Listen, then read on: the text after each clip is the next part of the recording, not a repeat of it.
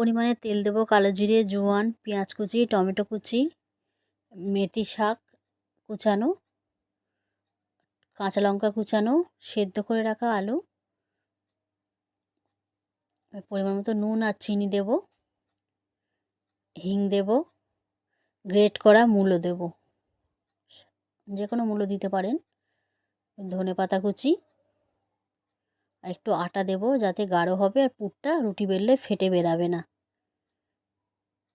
দেখুন কত সুন্দর গাঢ় হয়েছে, কিন্তু রুটি বেললে এই যে রুটির ভিতরে পুরটা ভরছি, আমার এক হাতে ফোন তো ওই জন্য ভরটা ঠিক করে দেখাতে পারছি না। ওই রুটিটা বেলে নিয়েছি, দেখুন একটু পুর বেরায়নি। এইভাবে পুরটা বানাবেন, তাহলে বেরাবে না। সাদা তেল দিয়ে এপিঠ ওপিঠ লাল লাল করে ভেজে নিচ্ছি। আপনারা ঘি বাটার যেটা ইচ্ছা সেটা দিয়ে ভাজতে পারেন। শীতের দিনে এরকম সবজি পরোটা খেতে কিন্তু ভালোই লাগে, গরম গরম। দেখুন পুরটা